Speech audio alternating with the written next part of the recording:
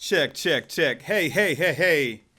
Hey guys, my name is Adam Peter Shin. Today we're going to be talking about how to craft attention grabbing one page resumes that will have employers begging to interview and hire you.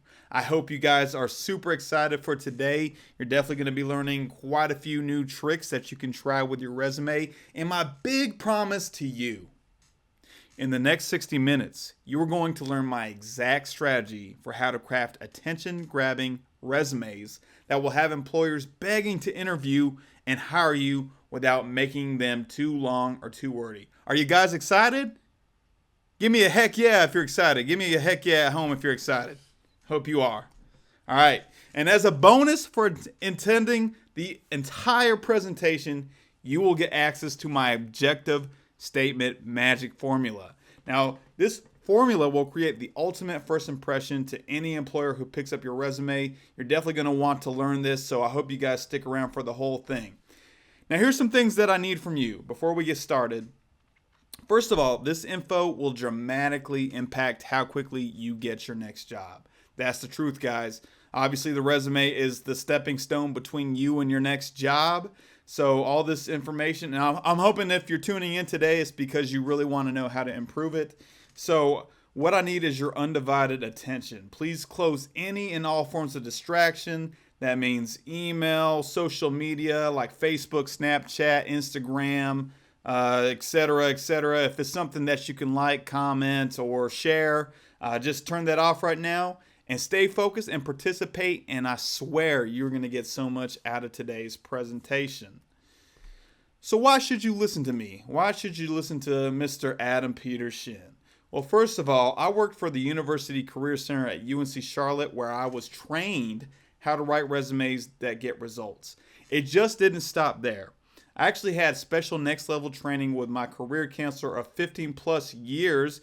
Her nickname was the Omniscient or the All-Knowing, how to write resumes that really stand out. So beyond the scope of the job, I was actually working with this woman for about 8 hours. She sat me down and we did a really in-depth process on the resume, and it really took about 6 to 8 hours to get all that information the first time. It blew my mind how much deep diving there was to writing a resume, and she was able to help me with that. And since then, I've actually helped over 100 people of all ages write resumes. Now, some of those people got the 15-minute to 1 hour pop in at the career center, and some of those got the full-blown multi-hour sessions with me. And I for the ones that I didn't get to work on the resume for that long, I felt like I was kind of cheating them out of information. I wish we could spend more time, but I promise you what we're going to go over today is going to be that stuff. You guys are going to get the full stuff. It's going to be 100% awesome. The last thing to note is I have actually employed others in my own e-commerce business since 2014. Matter of fact, if you look in that picture to the left, you'll see me folding up some sweatpants. I have a funny sweatpants company, and I've hired employees. I've hired virtual assistants, graphic designers, etc. So I definitely have experience with hiring people, and I have that perspective, and I think that will be helpful to talk to you guys from someone who is looking to hire people. My perspective on this completely changed when I went on the other side of the glass, and so hopefully that perspective will help you guys. Now, what I want you to do right now is just close your eyes for a second. Close your eyes and imagine a few things. First of all, I want you to imagine getting interview calls way more often. I'm not talking about you submit some resumes and maybe once every other month or once every month or so, if you're lucky, you get a call for an interview. I'm talking about you're going to get calls way more often if you follow this. I want you to imagine getting a phone call where the interviewer actually seems excited to schedule you to come in. Have you ever just had that experience where you get on a phone interview and you can tell that the HR person or the hiring person has just talked to like about 12 to 20 people that day, and you're just one more person to talk to? This is going to be completely different from that. They're going to call you and be like, wow, we wish we could have had you in for the interview yesterday. It's going to have that type of vibe to it. Just imagine that. And can you also imagine just being in a position of power when you get into the interview? You feel like you're the one who's being hunted instead of you hunting them. Well, guys, today, all that you're going to learn how to do all that stuff. But first of all, I got to go into my little legal spiel. This is what my attorney says I got to do. First of all, you're not guaranteed to get hired tomorrow because you attended this presentation. You're just not, okay? It's important to know that not everyone will apply this information, so I can't promise you specific results. I'm not going to be sitting down and writing your resume with you on this presentation. I'm just going to give you the helpful information for you to do the work.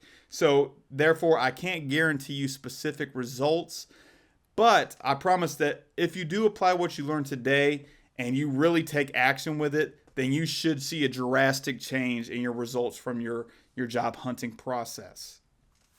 So, without further ado, let's get started on my presentation, how to craft attention-grabbing one-page resumes that will have employers begging to interview and hire you. Again, I'm Adam Peter Shin. Let's get to it.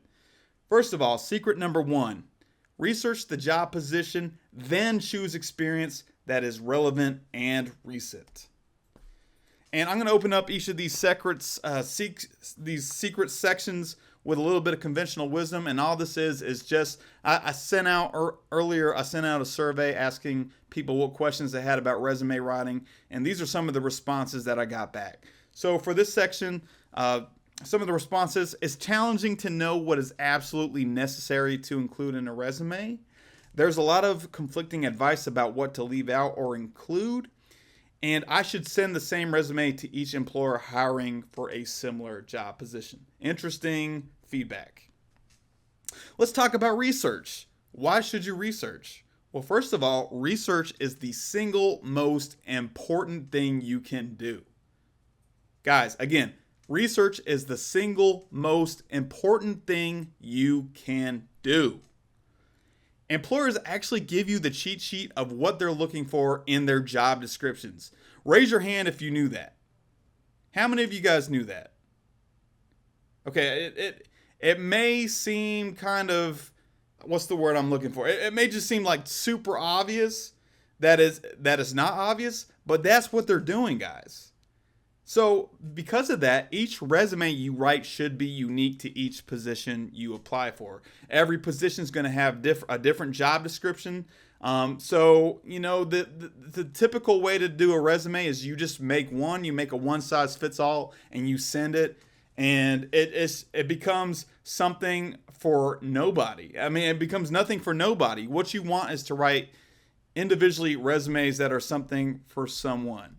So inherently, if you are lazy, you will get passed over.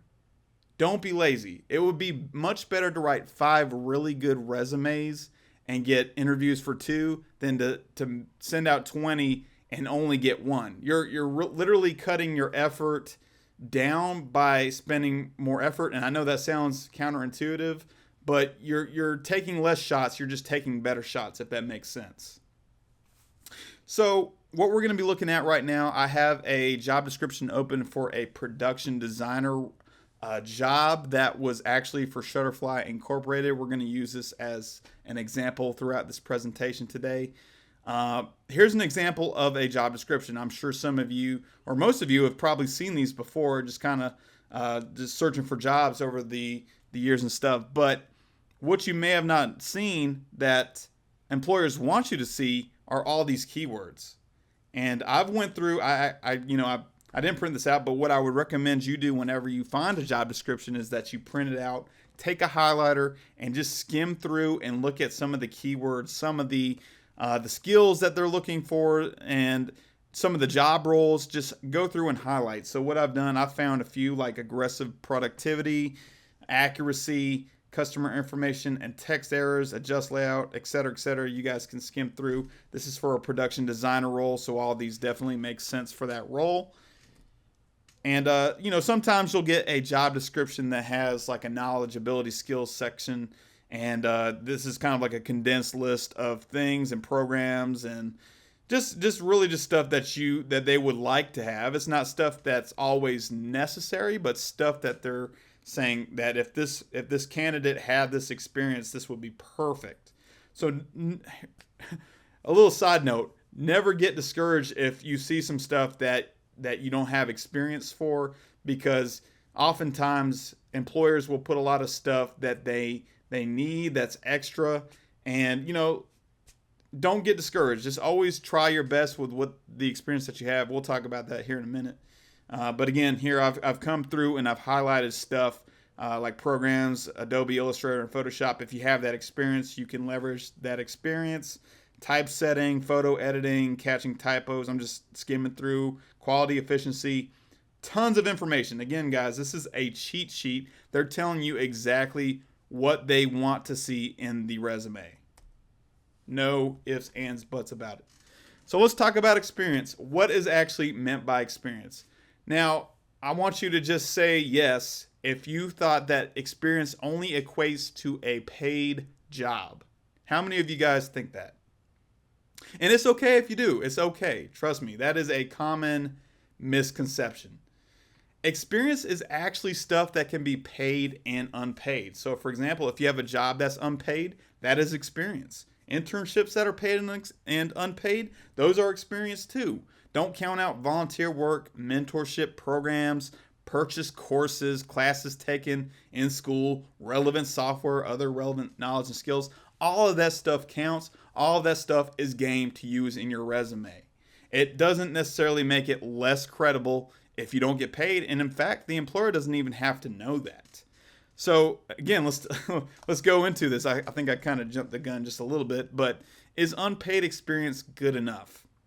Well, experience is simply trying something new or growing a skill, whether or not you benefited from it financially. Again, experience is simply trying something new or growing a skill, whether or not you benefited from it financially.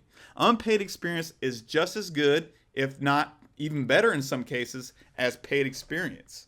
Paying someone usually does not make that experience more valid nor more impressive.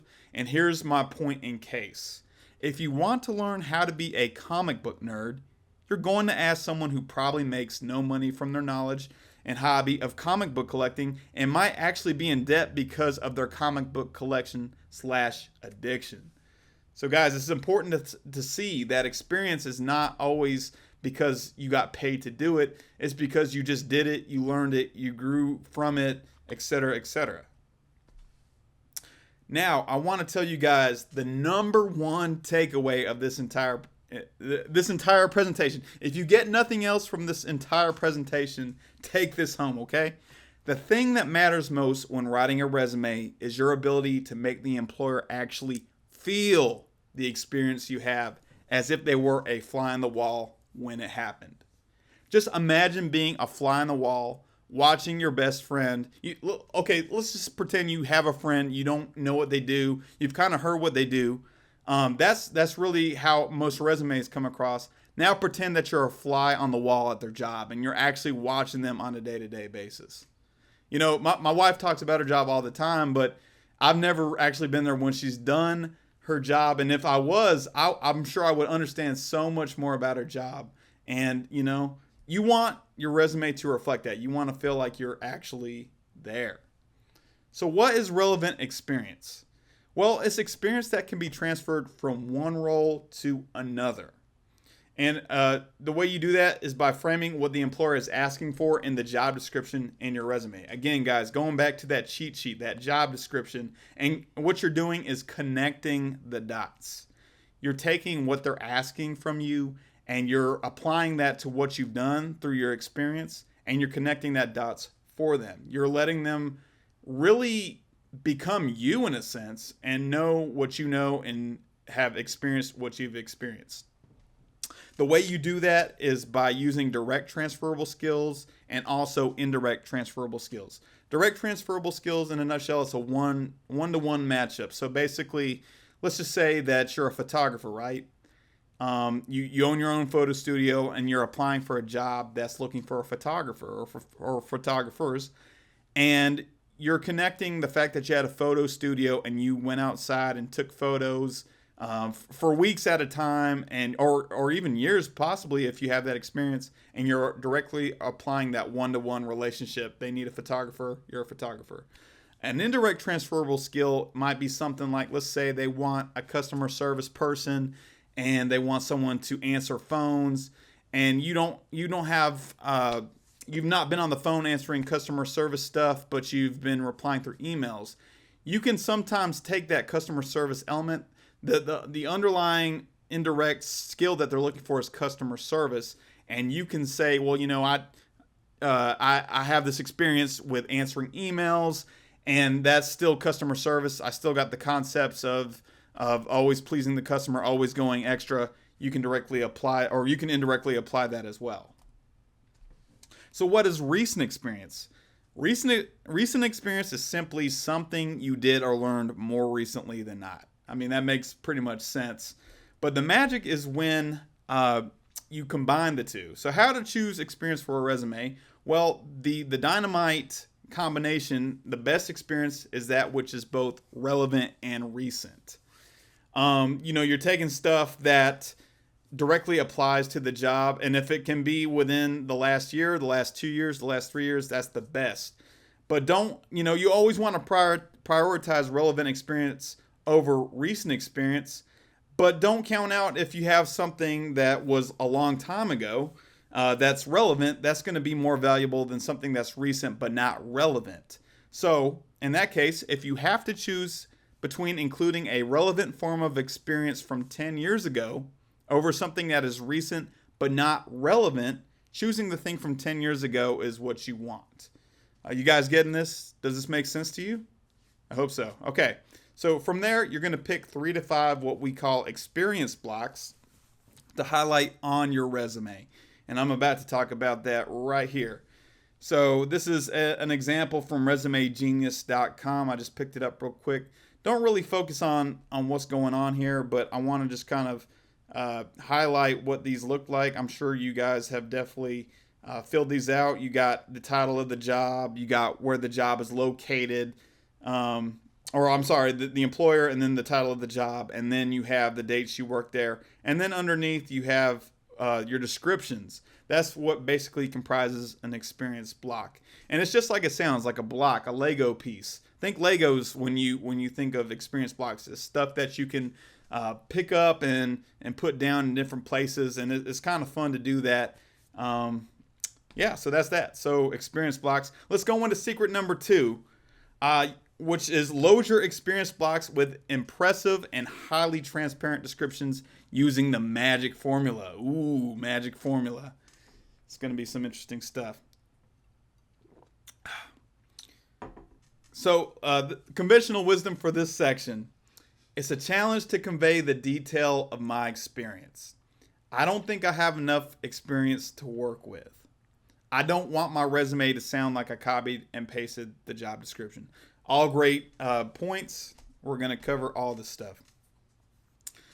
All right, experience block descriptions. So your 3 to 5 experience blocks should each have 3 to 5 descriptions. We'll keep it simple like that, 3 to 5 if you can. Each description should be supercharged using the magic description formula.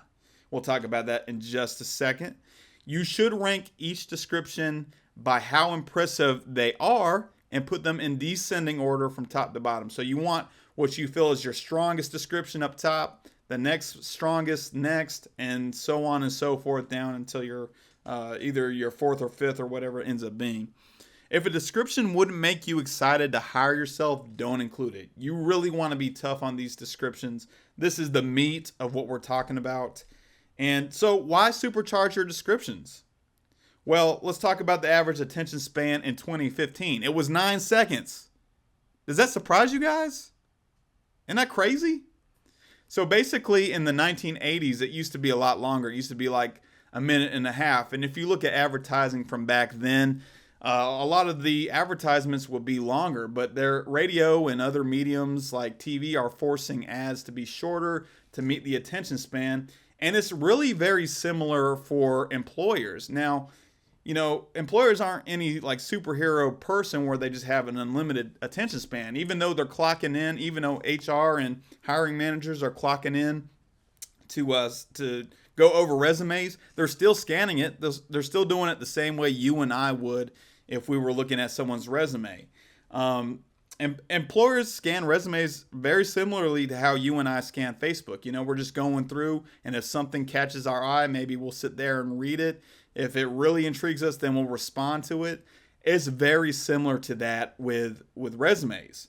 So the goal of each line in your resume should be getting them to take the time to read the next line. Your resume is a marketing piece, and all marketing pieces are subject to this. You really just want to get someone to convert to going to reading the next thing or taking an action, right? So your resume is exactly that. Every line should be fire. You have one page to make an impact. It is for most, and unless you're in the education field, you should only have a one-page resume. Education people can have more than one and sometimes two-page resumes, but for most everyone else, you're limited to one page. If it's more than that, then it's a faux pas. So therefore, your fluff threshold should be 0, and every line again should be a masterpiece. You should feel like Shakespeare wrote it, or is giving you props for it. So let's talk about the magic description formula. This is really what's going to get the job done and do all the heavy lifting when it comes to your descriptions. It's comprised of a power verb, then you're going to add a quantifiable result, then you're going to add a transferable skill or skills, and then you're going to include some context with over-your-shoulder details. So let's look at an example of what you might do for this production designer role.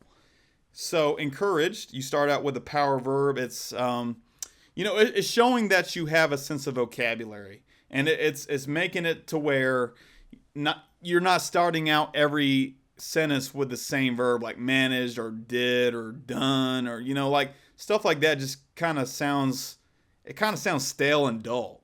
If you use a power verb like encourage, you're like, wow, I didn't just manage these people, I encouraged them.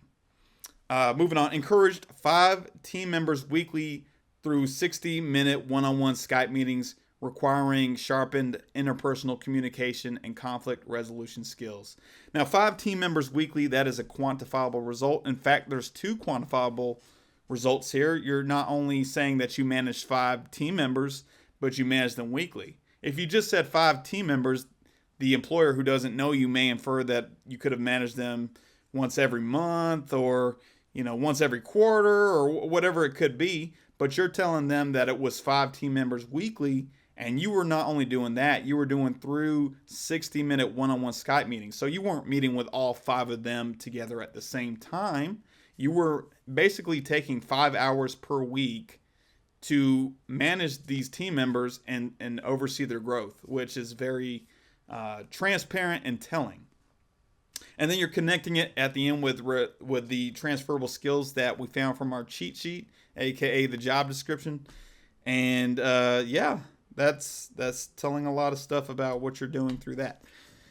So again, what you're going to want to do is to apply the research from Secret 1, which is really just taking those job descriptions and for every experience block, connecting 3 to 5 transferable skills you gain from the experience to the requirements listed in the job description.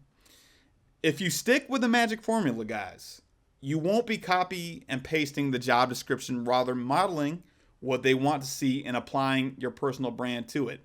Now, again, the concern is like, if I just take what's in the job description and, just basically regurgitate it, then I'm really not doing any work. But here's the difference. If you just take that stuff and regurgitate it, yes, that's not going to sound good. But if you apply it to things that you've done and you make a direct connection with what you've done, you're not only showing that you're capable, but you're showing that you listen to what they want. You're listening to what they want, and then you're applying it. So that's like killing 2 birds with 1 stone right there, and you're making yourself look fantastic doing that. So I don't know how many of you guys have seen the Jimmy Kimmel Late Night Show, but he has this segment on there where he talks about good name, great name, bad name. And I thought it would be fun to kind of I was watching that and I thought I would. It inspired me to make this with in terms of resume descriptions. We got terrible, bad, good, and magical description examples. So let's start with an example. If you were going to talk about getting on the phone, here's a terrible example: is got on the phone. That's pretty bad, right?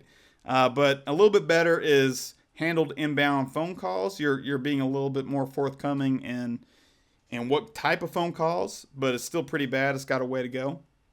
A good example will be handled an average of 18 inbound phone calls with external customers per day. Again, you're getting a little bit more specific. You're using some quantifiable data with the 18 inbound phone calls. You're still using kind of not a superpower verb, but you're telling what kind of customers you're talking to, external customers. And here's the magical example. Resolved design and production based issues for holiday cards through an average of 18 inbound phone calls with external customers per day. Skills leveraged: professional phone communication, attention to detail, and understanding of photo editing for print. So within going from a good description to a good description, I couldn't even tell what job it was talking about. A magical, I could tell that this was for our production design team role that we're applying for. And it gives me a very visual, again, fly on the wall knowledge of what's going on. We're using a strong power verb with resolved. Let's see what else. We got an average. So average of 18 inbound phone calls. We're borrowing that from our good version. And then we're also talking about skills. We're connecting the transferable skills with the actual role. So something that's kind of funny is when I work with clients, sometimes I'll tell them, hey, you could even make picking up poop on the side of the road impressive if you really thought about it and really took the time to craft your descriptions. So what we're going to cover right now is if you were to say that you were taking out the trash for your job, how would you make that sound like you were doing it like a boss? So let's get into that. A terrible version would be you took out the trash. Bad would be manage the removal of trash throughout the entire building. It's a little bit more detailed, but not by much. Good, bagged, collected, and transferred trash from individual rooms to outside trash receptacle. That's good in describing on what it is, but it doesn't really tell you why that's important, I guess. Here's the magical description. Increase the mood and morale of all employees by swiftly bagging, collecting, and removing trash from all 43 rooms of our facility on a weekly basis. Effective and efficient resource management techniques practiced and Recycle More North Carolina health conduct standards strictly followed.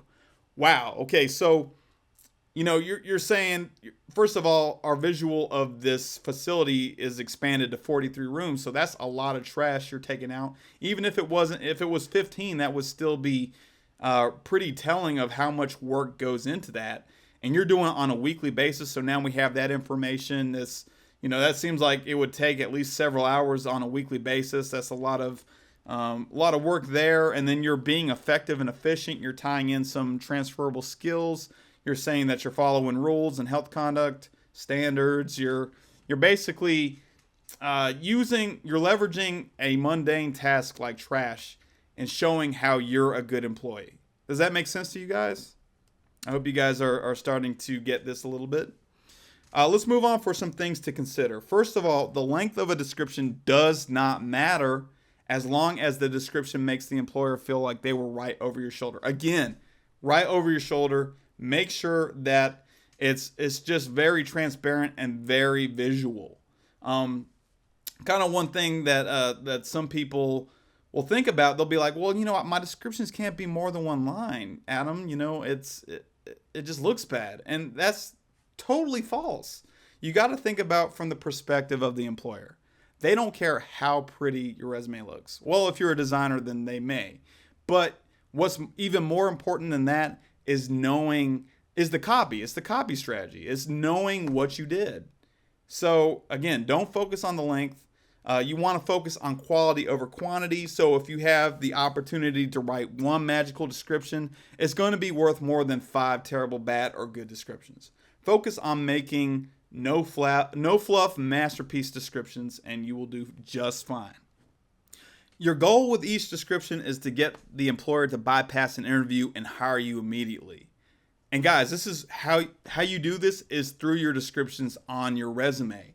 If you make it really in depth, it's basically they're going to read the resume and already feel like you've checked off all the boxes on their questions. I mean, they're still most of the time going to ask you to come in for the interview, but they're going to be primed to know that you're a very qualified candidate. Way better that way. So again, cut out fluff, only use the magic formula, and you will have an amazing one-page resume where each line does heavy lifting. Are you guys having an aha moment? Does this seem exciting to you guys? I hope it does. I mean, this is pretty revolutionary stuff. Again, the number one takeaway of this entire presentation, the thing that matters most when writing a resume is your ability to make the employer actually feel the experience you have as if they were a fly on the wall when it happened. I don't think I can say that enough. That is your number one goal for writing a resume. Let's move on to secret number 3. Find someone who got a job for a position similar to what you're seeking and model their resume format. The conventional wisdom here, there are too many rules when it comes to resume format. I need to make my resume more appealing visually, and keeping my resume on one page is easier said than done. Okay, resume format. Rules are meant to be broken. That's true for a lot of things. That's also true for resumes. And because we all follow rules, we sometimes default to templates and boring layouts that make cookie cutter resumes. Everyone's focused on, okay, what's the perfect way to format my resume? And because of that, we turn to templates and stuff. I used to see a lot of stuff coming in the Career Center, and they all had templates. And I could tell it was so ridiculous to the point you could tell which ones would clearly use templates either through Microsoft or something like that. And none of them really stuck out. So don't be so concerned about how to format it perfect. Just make sure that the font typeface and size are readable. Of course, that's the most important thing. You want to make sure whoever's looking it over can read it. Everything else, just model what has gotten someone else a job for a similar position. I want to pull up this quote from Tony Robbins. How many of you guys know who Tony Robbins is? He's a motivational speaker. I'm sure you've seen him on TV. He's advised Bill Clinton, Oprah, everybody. He said this: if you want to be successful, find someone who has achieved the results you want and model what they do, and you will achieve the same results. When I first heard that, man, that totally changed my perspective on everything. It's easy to get really creative and try to forge your own path, but a lot of times the wheel has already been invented, so why reinvent it? If you want to become a better basketball player, would you rather model Michael Jordan, or would you rather model a JV all-star, someone who is really good on the JV level? Well, if you model Michael Jordan, even if you're not as good and you become somebody like Dennis Rodman, you're still going to be a really good basketball player. You're still in the NBA. If you model someone like a JV superstar, at best you're going to be scoring buckets on a JV team. And, if you fail, then you may not even make the team as a freshman. So just some things to consider. Why not just look at some resumes that are really well written, really well done in your specific job area, and then you can just model that. Not copy, but model. But we do have some rule of thumbs, so we're going to look at these real quick, formatting rules of thumb. Make sure, number one, that your format style is consistent throughout your resume. You don't want it to look like Wolverine took your resume and slashed it up like 5 of your resumes, and then you put them together and they all look different. That's not good. Use no more than 2 fonts. You want to try to stick and make that font consistent. Include your name, address, phone number, and website / LinkedIn link at the top. It is good to have a way for them to contact you. Include an adjective at the top. We'll talk about the super formula, the secret formula for that in just a second. In your education section, include your school GPA if it's a 3.0 or better. If it's less than that, you don't have to include it. But definitely don't miss it if it's like a 3.6, 3.8 or something like that. You definitely want to include that so they know that you were an astute student. Use hanging indents for your descriptions. So, if something goes down on a second or third line, if a description goes down on multiple lines, which I hope it does. If you're using the formula, use a hanging indent for that. Don't use personal pronouns like I or me or sentences for descriptions. It'll be tempting to do that, but just make sure you go through and take out all that stuff. List your experience in order from most recent to least recent. I think I said that before. Use past tense language if the experience is from the past. So if you're no longer working at that job or if you're no longer taking that course, use ed and stuff like that, past tense language. And if you're having trouble fitting your resume all on one page, I'm here to tell you the good news that you can use 0.5 inch margins instead of 1 inch margins for more space. Whew! Hope you guys had an excellent learning that. All right, here's the bonus: the objective statement magic formula. So again, at the top of your resume, you're going to want to list an objective, so the employer is going to know that you're actually applying for the right job and that they know that you're the stuff and all that. And the way you do that is with this formula. You're going to say something like, to provide/deliver 3 top mentioned qualities from job description framed as innate skills to the position name, position at name of company or business. So again, going back to our production design team example, here's what we might say here.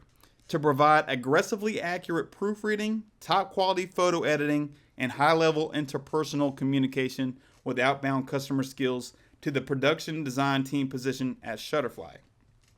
So what you're doing here, if this is true for you, if you find, in this case, if you're an aggressively accurate proofreader, you're someone who's always looking over people's stuff and saying, well, you missed a comma there, you missed an exclamation point there. If that's something that is innately true of yourself, then I would put that here. Same with photo skills or any job you're doing and they're asking that for you in your job description.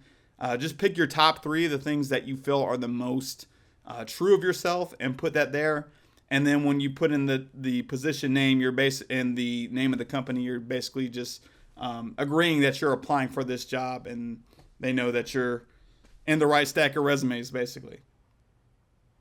Okay, guys, that was pretty much the entire presentation. But let me ask you a question, or actually, let me ask you a series of questions.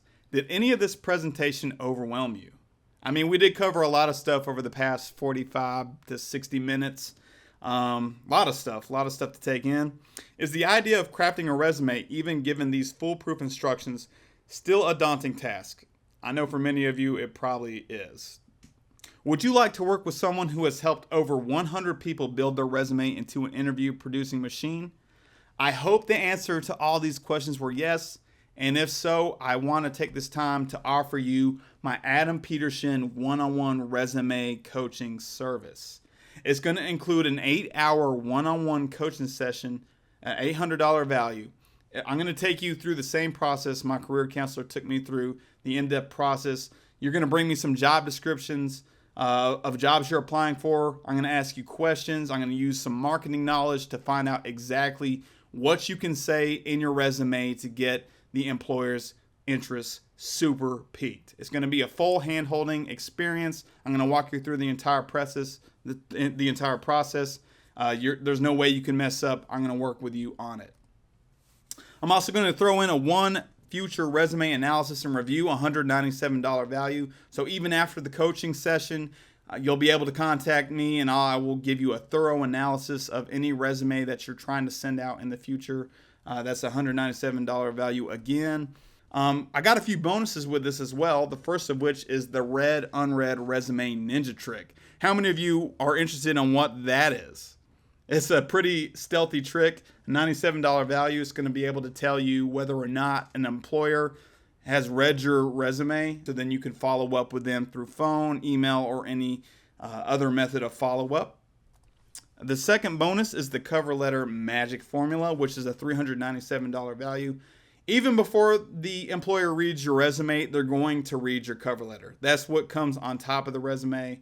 That's what they're going to look at first. So it's ultra important for that to be on point as well. And I will actually work with you through the coaching session to churn out a really fantastic cover letter. I hope you guys have seen the magic that some of the other formulas we've used today, like the description formula and the objective formula, how magic those were. I got the same stuff for the cover letter, and I will include that in the coaching. And the third bonus is, if you got nothing else from this package, this is going to be the best thing. It's access to my secret resume student mastermind group on Facebook, which is a $497 value. This is why this is so great. So basically, I'm going to let anyone who has gone through my coaching service go into this group. And if you guys have questions or need critiques from other members of the community, people who have been trained by me one-on-one, this is the way to do it. You'll have lifetime access to this. Now, I thought about when I was putting this together that I would make this a monthly payment to be a part of this group. And in fact, when I release this course in the future, when I release this coaching system in the future, I will make this a monthly payment for those who take me up on this. But for being a part of this group of coaching students, I'm going to let you have it as a free bonus for getting the one-on-one resume coaching service. I hope you guys think that's awesome. So the total value of this entire package is close to $2,000. It's $1,988. But let me ask you a few things. I want you guys to really think about this. If all this did was give you an ultra personalized and polished resume and cover letter that you can send to employers with confidence, would it be worth it? Heck yeah, I hope so. If all this did was make sure you got a few more interview opportunities per month, would it be worth it? I mean, you're shooting more shots, you're going to make more buckets, so yeah, definitely. If all this did was give you a chance to be hired at another job sooner and stop filling out job applications all day, would it be worth it? I don't know anyone, I seriously don't know anyone who enjoys filling out job applications. So my hope for you, unless you really enjoy that stuff, is I hope that this would be worth it.